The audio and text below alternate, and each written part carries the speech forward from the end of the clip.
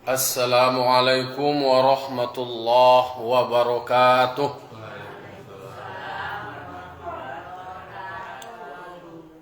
Alhamdulillah.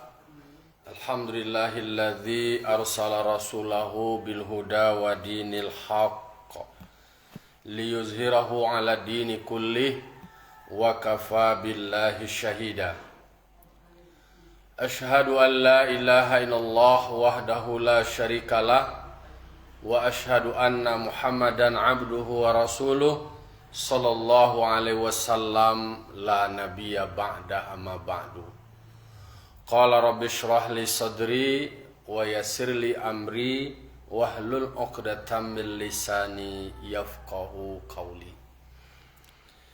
Bapak-bapak, ibu-ibu, kaum muslimin dan muslimat jamaah subuh yang dimuliakan Allah Subhanahu wa taala. Puji serta syukur kita ucapkan kehadirat Allah Subhanahu wa taala yang telah memberikan limpahan nikmat dan karunia-Nya kepada kita nan basamo. Alhamdulillah, kita masih Allah berikan umur yang panjang, badan yang sehat, sehingga kita masih bisa melaksanakan ibadah salat subuh berjamaah.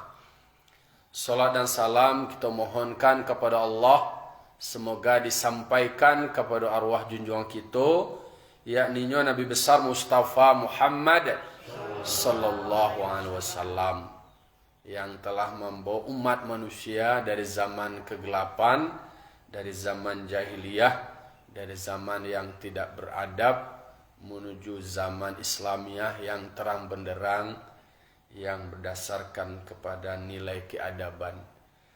Bapak-bapak, ibu-ibu, kaum muslimin dan muslimat jamaah subuh yang dimuliakan Allah.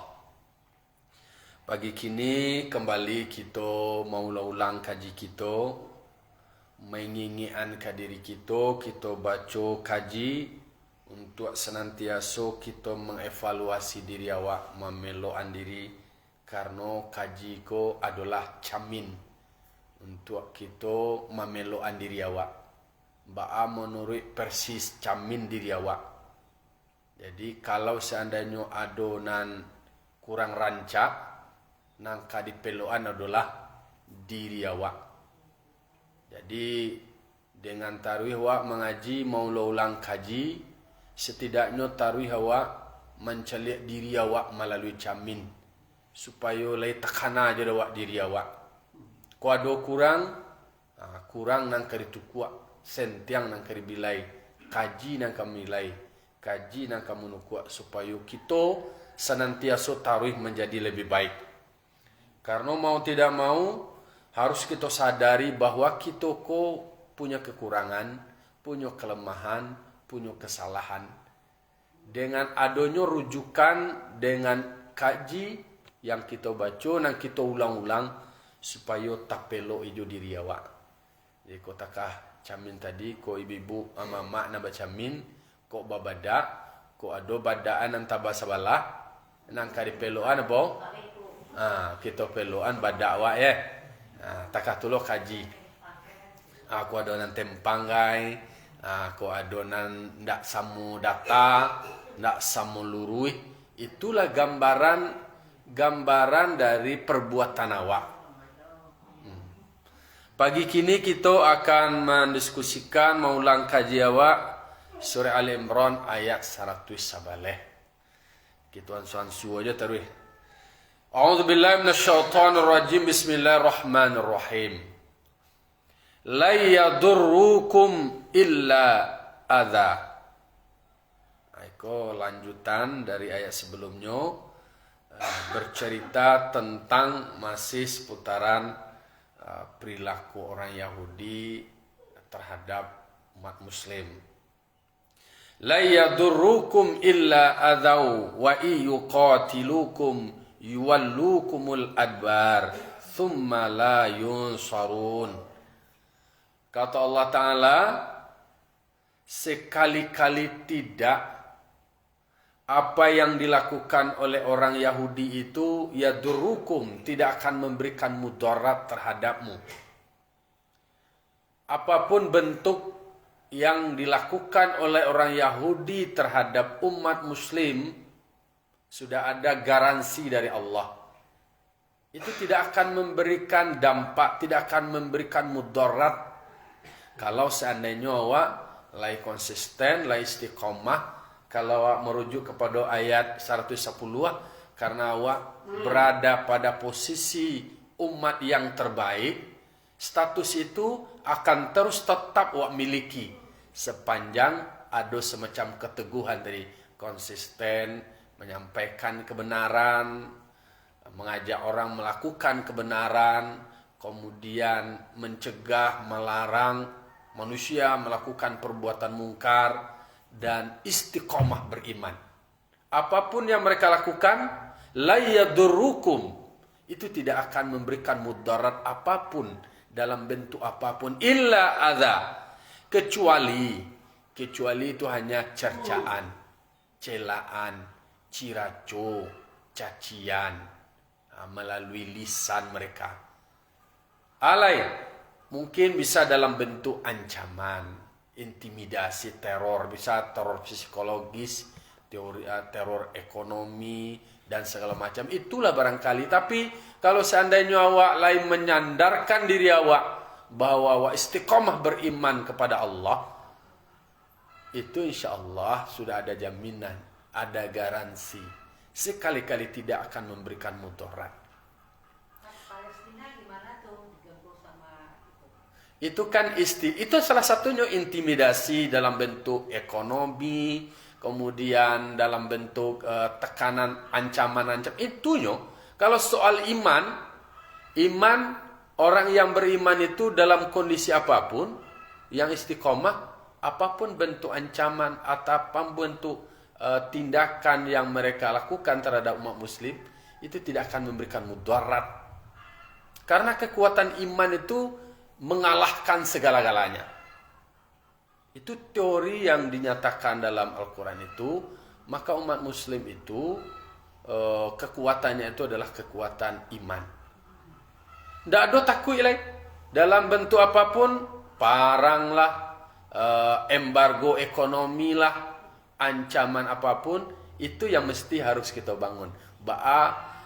Meyakinkan kalaulah iman awak kepada Allah, segala sesuatu itu tidak menjadi penghalang, segala sesuatu tak menjadi penghambat. Justru iman menjadi sebuah kekuatan bagi awak, menjadi tetap optimis, harus tetap yakin bahwa Allah akan berikan pertolongan. Bahwa dalam proses perjalanannya, mungkin seperti jumlah mereka yang banyak, perlengkapan persenjataan mereka banyak, lengkap dan segala macamnya, tetapi itu tidak akan membuat umat muslim itu gentar. Itulah keyakinan yang disampaikan Allah dalam Al-Quran, yang harus terpatri di dalam diri setiap muslim. Tapi kalau awak mencari ayat, kan kita nggak tahu persis orang Palestina itu gimana digempur sama Yahudi. Kalau kita lihat anak-anak yang, waduh, kasihan gimana ya, kayak tertindas sekali Palestina karena Israel. Jadi itu kan bahagian dari proses yang sebenarnya yang namanya manusia di dalam perjalanan spiritualnya, perjalanan kehidupannya, memang ada interaksi manusia dalam bentuk kayak tadi, yang punya perlengkapan senjata parang, kecenderungannya itu adalah mengalahkan orang yang perlengkapannya minim. Lalu kemudian yang mereka punya kekuatan ekonomi bisa membuat negara-negara, katakanlah negara sedang berkembang itu mereka kuasai. Tetapi sejarah atau fakta membuktikan ternyata jumlah yang banyak itu tidak serta-merta mengalahkan jumlah yang sedikit. Fasilitas yang lengkap itu tidak serta-merta berkorelasi mengalahkan orang punya fasilitas yang terbatas. Tetapi justru kekuatan iman itulah yang membuat mereka menjadi optimis, semangat, gelora. Itu yang menjadi kekuatan yang luar biasa. Kan pernah terjadi semasa Rasulullah. Lalu termasuk Indonesia menjadi salah satu bukti bahwa kemerdekaan awak itu bukan pemberian, bukan hadiah, tetapi itu adalah hasil dari sebuah perjuangan. Perjuangan dengan semua keterbatasan, tetapi ada semacam kekuatan, kebersamaan, solidaritas, persatuan, walaupun terdiri dari berbagai macam suku, bahasa, daerah, dan bahkan tersebar dalam bentuk berbagai macam kerajaan. Itu mencari contoh gambaran. Kalau seandainya ada kekuatan iman, lalu kemudian itulah yang menyatukan. Itu adalah semacam spirit. Tidak boleh ada gentar bahwa ada cercaan, ada intimidasi, ada teror. Itu iya, begitulah mereka. Mereka melakukan, kalau kini istilahnya, kalau perperangan sebelumnya itu adalah perperangan, katakanlah perperangan fisik. Tapi di zaman era 4.0, namanya era kini perperangan itu adalah perperangan pemikiran, ghazwul fikri, perperangan pemikiran. Pemerangan pemikiranku ada penyebaran hoax, pemutarbalikan fakta, kemudian melemahkan mental, melemahkan semangat. Nah, kalau seandainya kita tetap konsisten bahwa yang menyatukan itu adalah kekuatan iman awak, tetap istiqomah, yakin bahwa Allah akan selalu memberikan pertolongan, bahwa Allah beserta orang beriman, beserta orang sabar, la yadurrukum illa adza. Semuanya itu tidak akan memberikan mudarat apapun dalam bentuk apapun. Karena memang mungkin ada secara kasat mata nampak doa, katakanlah tadi ada yang tertindas, ada yang terzalimi, tetapi ada semacam spirit bahwa mereka memperjuangkan agamanya, memperjuangkan keimanannya, memperjuangkan haknya. Itu adalah bahagian dari jihad. Dan itu kan tidak membuat umat muslim itu harus goyah. Justru menganggap itu sesuatu bahagian dari kehidupan. Kalau nak dolonya itu artinya hidup kau memang diberikan tantangan. Diberikan tantangan, iman awak tu kuat ketika diuji. Di mana tanda iman awak kuat kalau seandainya tidak teruji. Nah, jadi kehidupan awak kau mau tidak mau diberikan semacam tantangan. Maka banyak teori-teori kehidupan tentang challenge namanya. Ada tantangan. Awak kau tertantang awak. Maka ada nafsu kau kan macam-macam sejauh mana awak bisa mengamalkan wahyu, kemudian bagaimana awak merasionalisasi tantangan itu sehingga awak memanfaatkan akal. Tidak membuat ciut dong, kan ada orang yang lama bahasa piamane mayu ya. Alun sengene barulah tasurui, lama indak dulai. Itu nama cengeng. Karena iman kau harus diuji. Orang itu dikatakan dia beriman kalau seandainya mereka bisa melewati sebuah ujian. Ado berusaha. Ado di situ nilai, di situlah yang menjadi nilai. Kalau ada tantangan itu.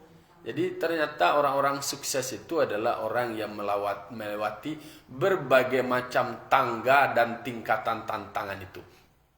Kan disebut, semakin tinggi iman seseorang, semakin tinggi ujiannya. Gadang ujiannya. Jadi diuji sesuai dengan kadar potensi kemampuan manusia itu sendiri. Jadi mau seperti pohon atau semakin tinggi pohon, semakin kancang lo terpaan angin. Kalau seandainya samuai sadoe, berarti kan angin kau tak bagi, tata tahan ya kau. Tapi kalau semakin tinggi lainnya lo nampak nan tajuang, itu tajua, lainnya lo nan munculnya tuh seorang le terpaannya akan semakin kancang, semakin kuat. Tapi heran awak kan orang negara-negara muslim itu kan di Timur Tengah itu kan Israel itu ketek nih Pak. Apa Palestina ditindasnya? Kenapa tidak bertindak mereka? Memang kalau bicara soal Palestina, memang pendekatan pembahasan analisisnya banyak. Ada pendekatan historis, ada semacam kedekatan wilayah, banyak kajiannya, banyak aspek.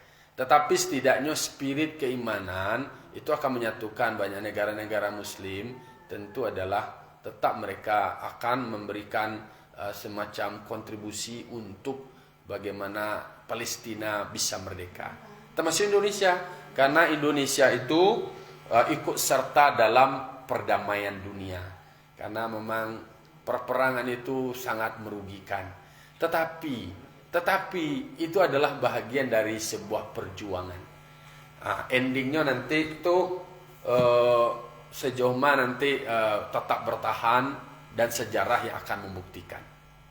Intinya adalah bahwa di dalam surah Al-Imran ayat 111 Allah ingin tegaskan tidak boleh ada kekhawatiran dalam bentuk apapun. Iman tidak boleh goyah. Apapun bentuk ancaman, kemudian terpaan. Seperti teori pohon tadi. Bukan yang membuat awak goyah itu bukan karena terpaan anginnya, tetapi rapuhnya akar. Rapuhnya akar itu akan bisa, seketiknya terpaan bisa rabah ini, bisa goyah ini, bisa jatuh ini. Jadi perkuat itu adalah iman itu tadi. Dasar itu, akarnya tadi. Itu yang diperkuat. Landasan-landasan keimanan kan tadi sudah ayat 110 Allah mengatakan, kuntum khaira ummatin ukhrijat linnas. Kita ini adalah umat terbaik. Umat terbaik itu dibangun dengan karakter pondasi keimanan yang kuat, yang konsisten. Kan di situ letaknya. Itu tidak ada masalah. Barapun intimidasi, terpaan, perperangan dan segala macamnya, kekuatannya di situ iman. Mungkin awak menceliak penderitaan dan segala macamnya. Justru penderitaan itu adalah bahagian dari proses perjuangan. Iyalah Bu. Kalau awak hidup alhamdulillah di negara yang boleh dikatakan masih aman dan makmur. Kalau Mali yang banyak di dunia kini umat Islam selalu ditindas. Kayaknya di Uighur, Cina, Palestina, Suriah. Pokoknya kalau kita mengatakan itu iman-iman, tapi mereka itulah yang paling dahsyat imannya. Kalau kita belum tentu seperti dia. Betul, itu jawabannya. Itulah jawabannya. Mungkin awak kini mencari sudut awak lah aman. Awak lah tenang kini. Oh, nenek moyang awak duluan kira baca kok. Amangku awak mensyukuri. Itu awak kini adalah menikmati proses perjuangan. Salah satunya adalah dari orang tua awak yang kuat imannya, yang teguh. Mereka mengalami proses penderitaan. Kalau awak menonton film, membaca sejarah, ya luar biasa perjuangan 350 tahun dijajah di Balando. 3,5 tahun dijajah di Jepang, karajo rodi, pemaksaan segala macamnya itu luar biasa. Mungkin kalau dibawaan dalam kondisi awak ini, nak kena bacoko, nak kata minum gay, iya nak kata minum dah, makanan nak kata pikiran awak begitu teror, tekanan. Intinya adalah menjadi pelajaran bahwa memang perang itu memang menelan kerugian jiwa, harta, psikis, anak dan segala macamnya. Makanya negara awak tu ikut serta mewujudkan perdamaian dunia. Perang itu tidak boleh terjadi. Tapi memang kan ada faktor-faktor lain terjadi perperangan. Maka belajar awak kepada yang terjadi kini. Memang kelompok-kelompok Yahudi itu akan selalu, mungkin itu yang perangnya perang fisik. Tapi juga ada perperangan lebih dahsyat, itu adalah perperangan pemikiran. Awak mungkin kecil awak damai awak kini. Kecil awak kok kini kok awak tanang.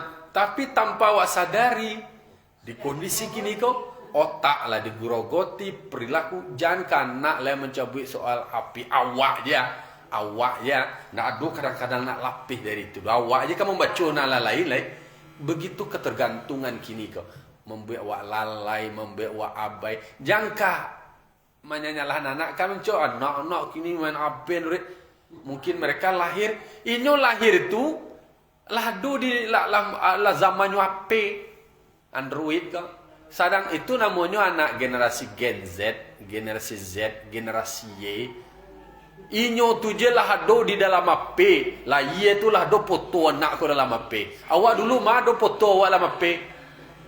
Bawa foto je awak tu hitam putih lah pakai klise yang muih ke klise. Lah payah mata tak tu. Itu dewa dapet lah dewa pakai foto hitam putih nanang 31 foto tu nyata angih lu 3 balik.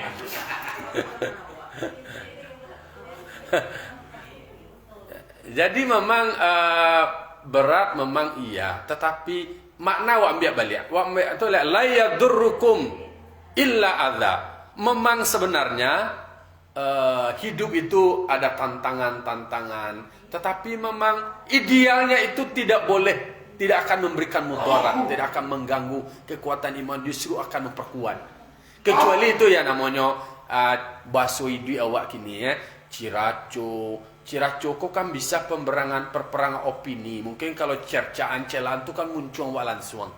Tapi kan di dalam tulisan ada ditulisnya oleh media, itu ada pelecehan, ada penghinaan dan segala macam. Itu faktanya disebutkan.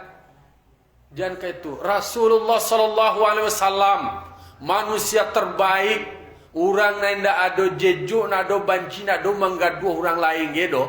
Tidak ada mengganggu gitu. Orang akan merasa terganggu, orang merasa terancam. Tidak menyakiti gitu Nabi Muhammad, justru merasa tersakiti dan menyakiti Nabi Muhammad. Kalau soal Ciraco, kerbaco, orang butuh Yahudi je, orang butuh di simpang, duduk di simpang, hanya butuh kasih sayang Nabi kepada manusia. Jadi nak ada pandang-pandang agama kepada manusia. Walaupun orang Yahudi nyo butuh duduk di tepi lampu merah bersuara di simpang. Disuonyo de Nabi. Nabi na mandangat kata lingo Nabi tu disuo ni Ciraco. Nasi disuo de Nabi, Ciraconya nyusuo lo kan Nabi.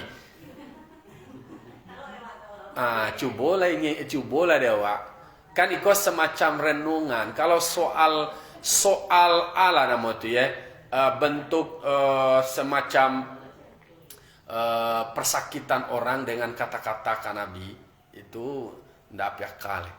Kalau intimidasi, tekanan psikologis, cercaan, celaan, Ciraco, ndak tadang dari orang gedo dimungko disuonya orang Yahudi butuh ko makanan, ndak sekadar disuo aja dikunyah oleh tu ngama dia mama itu lalu nak dia jong muncul dia tengok melulu aja orang Yahudi nak butuh lain dia butuh tu ndak butuh nak dibaca dia justru karena keterbatasan dia itu Nabi membantu tanpa memandang status apapun, latar belakang apapun, tapi tentang soal kemanusiaan.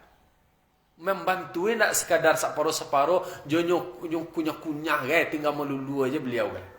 Disuan sanang dia sanang lalu dia mau tu nya yo bana kerja anak peakal yo bana mengganggu orang ikut semacam siawe. Itu ni didengar Nabi. Nabi nak dipaket. Ndak kalau pakai cien tu kan langsung ke orang lain tu. Kok kainyo bana dia ojoan kecek-kecek itu. Sangat menyakitkan, tapi Nabi Muhammad tidak merasa tersakiti. Dan justru ikolah bahagian ketahanan diri. Iko nang kawak renungan, nang kawak baca ke diri awak, ke iko lekwa. Awak baca kaji, ada buang ke diri awak. Mungkin awak nak talo dewa nak talonya Nabi tionya tak tu je taruh jawaban-jawaban awak. Ba'a berusaha yo berikhtiar awak. Setidaknya memang ada ketahanan. Kalau soal kecewa kan dikatakan itu awak kuat itu adalah ketika menghadapi tantangan celaan mulut kan. Yang paling mudah membuat hati tersakiti itu kan gara-gara lisan. Dek kece itu yubana tasame kece itu dia tidak aja. Tasame ndak pernah dia melupakan okey lah dia nak maaf. Tapi tidak akan bisa melupakannya. Tak sangkui di hatiku putih tulah di kubur. Anda bisa melupuannya do. Artinya adalah perkataan tidak baik orang kawak itu sulit awak melupakan. Tetapi perkataan awak yang menyakiti orang lain, awak seakan-akan tak tahu, lupu awak. Nyonan kawak ayo bana tasame tapi nan awak perkataan awak menyakiti orang lain karena ada. Karena dulu ada ceramah ada ustaz ceramah ko soal purusi jo laki-laki wa, suami jo istri wa. Pokoknya ada nyo tanya ke ibu ko bahas suami awak, pokoknya laki aja na salah gitu kan. Salah je yang pulai ko pina dibacona dulu tu. Nan dirian nak mau tahu salah nak dibaca tu doh. Nan salah orang je nan dibaca-baca ke diri. Idealnya seharusnya adalah kebaikan kita kepada orang lain jangan selalu diingat, tapi justru kejahatan kesalahan kita kepada orang yang menyakiti orang lain itu yang selalu ingin, itu yang akan perbaiki. Jangan kesalahan orang lain kawak itu selalu ingin, tapi kesalahan wak orang lain dah wak ingin. Justru malah kebaikan kalau nak den yang tahnya, kalau nak den manunya entah kaman jadi hak lah. Nak jadi urang ada cia, urang nak jadi urang ada. Itu yang cercaan celaan. Justru kebaikan kita tidak akan menjadi kebaikan kalau seandainya kebaikan disertai dengan celaan dan cercaan. Tidak ada nilainya. Nah, jadi makanya begitulah kehidupan. Ada semacam dinamika, do bunga-bunga, do tantangan. Sejauh mana kita menaklukkan tantangan itu. Ketika kita mau pergi ke pulau, awak naik sampan, pasti awak akan menghadapi gelombang. Sampan itu akan menghadapi gelombang-gelombangnya, ombak-ombak. Nan ombak ko kadang-kadang no gadang kete. Katiko gadang tu yo tahayu sampan wako, yo oliang denye ko segala macam. Itu kan istilah barajawa ke alam tu. Barajawa ke alam. Itulah umpamunyo tantangan awak. Katiko gelombangnya, ombaknya ko gadang, yo mau tidak mau oliang, tapi awak bisa menaklukkannya. Kan ada teori itu. Baca posisi sampan itu anak harus dilakukan supaya tetap berada dalam keseimbangan. Sehingga nanti mau kasih sampai awak ke pulau tujuan awak, yaitunya kebahagiaan di dunia dan kebahagiaan di akhirat. Awak kan punya cita-cita, awak punya target, awak punya tujuan. Bahwa untuk mencapai tujuan itu yo ndak mudah doh. Bare tantangannya. Ndak seperti membalian telapak tangan oleh tantangan. Balian tak. Ndak seperti itu doh. Justru kalau mohon maaf, kalau seandainya awak akan baca cerita awak tu bisa menginspirasi ketika awak bisa mengalami, ketika awak bisa melewati kondisi seperti itu. Bisa menginspirasi. Tapi kau barang istilah mudah-mudah je, tanang-tanang je, dan menghadapi gelombang kehidupan, ndak ada bumbu-bumbu itu ndak akan menarik narasinya. Ndak akan menarik ceritanya. Kalau awak membaca sejarah Rasul-Rasul Allah, Nabi-Nabi Allah, Allah kamang-kamang warulai. Awak baca lo sejarah perjuangan para pejuang awak, Allah kamang-kamang warulai. Alun bara yang awak berikan untuk bangsa dan agama awak dulai. Awak kini ko istilah lah pamutanang awak, lah menikmati.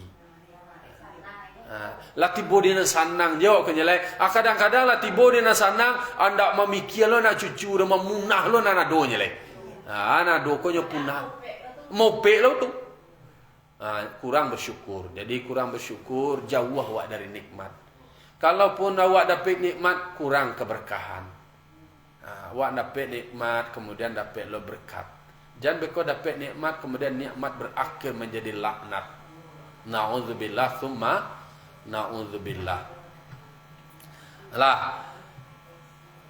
illa adza. Jadi memang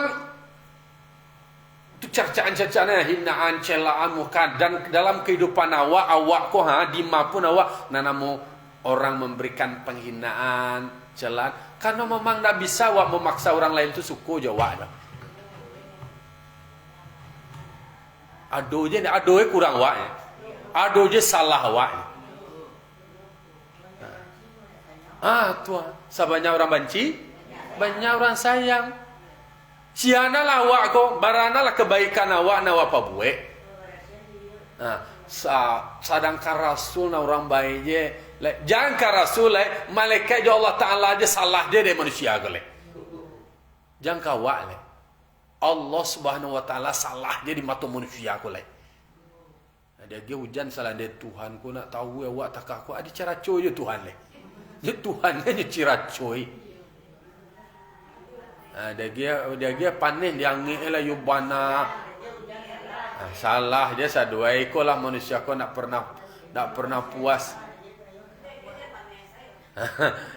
dia kan salah tu sila panih yo lo ya hujan yo lo aja dia jayang kini ada lo berita informasi ada di Banyuwangi hujannya ciumah hujannya